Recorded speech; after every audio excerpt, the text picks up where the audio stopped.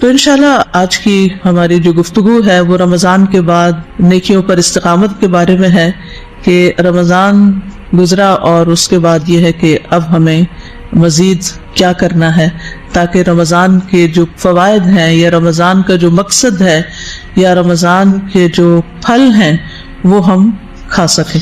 بسم اللہ الرحمن الرحیم رب اشرح لی صدری ویسر لی امری واحلل عقدۃ من لسانی یفقہوا قولی ان الذین قالوا ربنا اللہ، بے شک وہ لوگ جنہوں نے کہا کہ ہمارا رب اللہ ہے، ثم استقاموا، پھر وہ اس پر جم گئے، انہوں نے اس پر استقامت اختیار کی، تتنزل علیہم الملائکہ، ان پر فرشتے اترتے ہیں، اللہ تخافوا ولا تحزنوا، کہ نہ تم خوف کھاؤ نہ غم کرو، یعنی ماضی کا غم نہ کھاؤ اور مستقبل کا خوف نہ کرو۔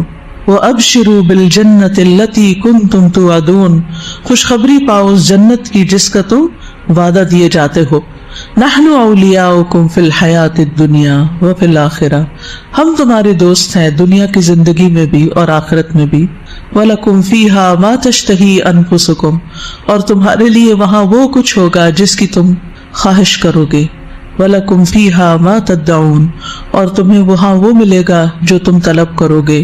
نُزُلًا مِّن غَفُورٍ رَحِيمٍ، یہ غفور الرحیم رب کی طرف سے میزبانی ہوگی، تم اس کے مہمان ہوگے۔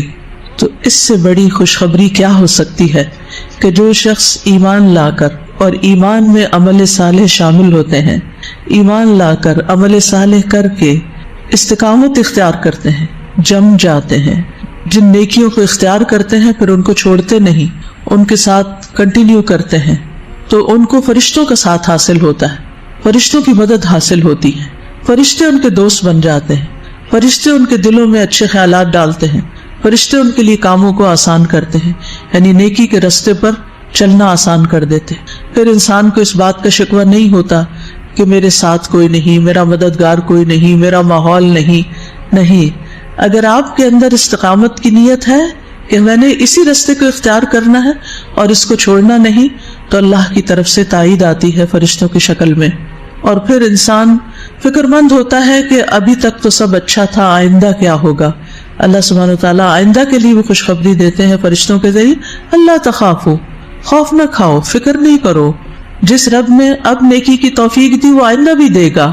اور پھر انسان کو اس بات کا ریگریٹ اور غم بھی ہوتا ہے کہ میں کچھ اور بھی کرتا، مجھ سے یہ بھی نہیں ہوا، تو اس غم اور ریگریٹ میں بھی مبتلا نہیں رہنا چاہیے، اور انسان کو نیکی کے کام کی جو توفیق ملی ہے اس پر خوش ہونا چاہیے، اس پر شکر کا اظہار کرنا چاہیے، اور اللہ تعالیٰ کی نعمت کو محسوس کرنا چاہیے کہ اللہ کے اذن سے، اللہ کی توفیق سے نیکیاں کرنے کا موقع ملا۔ اللہ کا شکر جس نے رمضان جیسا مہینہ دیا، جس نے قرآن جیسی نعمت دی، جس نے یہ پورا ماحول عطا کیا کہ جس میں میرے لیے نیکی پر چلنا آسان ہو گیا۔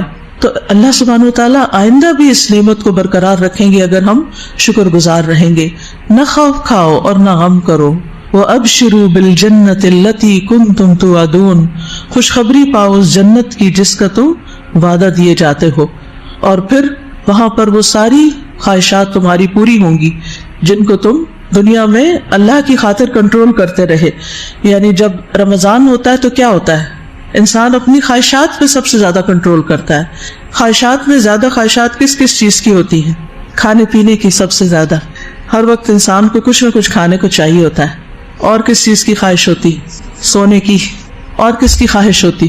باتیں کرنے کی، اور خاص طور پہ لوگوں کی باتیں کرنے کی، اور لوگوں کی باتوں میں سے بھی منفی باتیں کرنے کی، لوگوں کی طرف سے پہنچنے والی تکلیفیں اور جو شکوے شکایات ہوتے ہیں ان پر گرمبل کرنے کی۔